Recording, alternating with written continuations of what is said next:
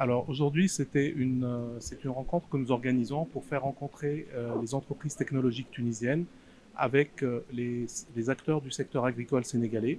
Donc les entreprises sont en train de se présenter les unes aux autres pour développer des partenariats pour que l'agriculture sénégalaise puisse bénéficier de ces technologies qui ont été développées en Tunisie. Alors les entreprises qui sont présentes aujourd'hui, il y a un peu de tout. Il y a des très grandes entreprises dans plusieurs secteurs, dans le riz ou dans les maraîchages, mais aussi il y a des petites sociétés de production parce que ces technologies digitales ne s'adressent pas seulement aux très grandes entreprises, elles concernent aussi les très petites entreprises, les très petits agriculteurs, comme par exemple on a visité dimanche dans la région de Dakar, à Rufisque, un petit producteur qui a 2 hectares, mais dont le coût de l'eau est tellement élevé, et avec les technologies qui sont disponibles pour l'économie d'eau par l'irrigation intelligente, qui permettent d'économiser jusqu'à 40% de la quantité d'eau qu'il utilise actuellement, ça va transformer son activité agricole. Parce que ça donne des résultats immédiatement économiques, mais aussi environnementaux. Parce que les problèmes d'eau que vous avez au Sénégal sont les mêmes que nous avons en Tunisie. Alors, en fait, les systèmes d'irrigation intelligente, c'est une couche technologique qui vient sur les systèmes d'irrigation qu'ont les agriculteurs. Par exemple, ils peuvent avoir un système d'irrigation par aspersion ou de goutte à goutte. Le système d'irrigation intelligente, c'est des capteurs qui sont mis dans le sol, qui mesurent l'humidité dans le sol, la température, différents paramètres, qui envoient cette information par Internet sur le cloud. Ces informations sont traitées et reviennent sous forme de programmes d'irrigation. C'est-à-dire que le système permet de donner la quantité d'eau exacte dont chaque plante a besoin au moment où elle en a besoin. C'est-à-dire qu'elle ne donne ni plus ni moins, ni avant ni après. Et c'est ça qui fait qu'on peut économiser jusqu'à 40% d'eau, parce que généralement il y a beaucoup de gaspillage dans l'irrigation, même dans le goutte à goutte.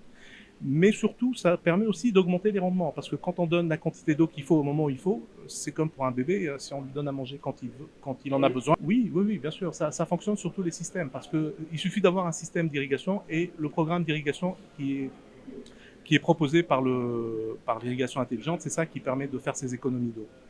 Oui, alors on a la société B2M, qui est une société qui a développé un système de gestion agricole pour l'agro-industrie. Donc ça permet de gérer toutes les opérations depuis l'agriculture, dans la production agricole, en passant par la transformation et la logistique et la vente.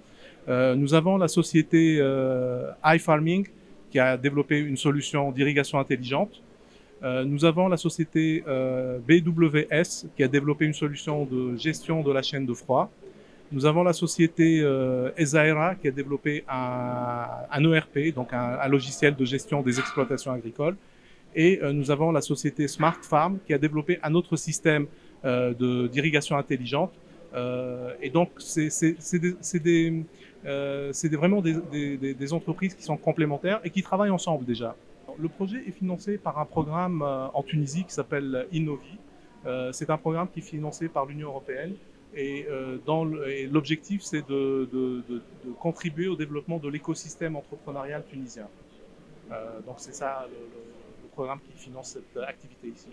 Il y a plusieurs choses qu'on va faire cette semaine, qu'on a commencé à faire. Donc la première des choses, c'est de faire connaître les solutions agritech. Parce que, et c'est pas spécifique au Sénégal, dans beaucoup de pays, il y a un véritable besoin de faire des économies d'eau, par exemple, ou d'améliorer la gestion de l'exploitation, mais les agriculteurs ne savent pas que ça existe. Donc, il y a un manque de communication à ce niveau-là. Donc, aujourd'hui, il y a cette campagne de communication qu'on fait sur l'agritech en général, on sensibilise les entreprises agricoles au fait qu'il y a des solutions qui peuvent les aider à résoudre leurs problèmes. Donc on va aussi rencontrer, comme j'ai dit, des officiels aussi pour dire voilà les solutions qui existent aujourd'hui.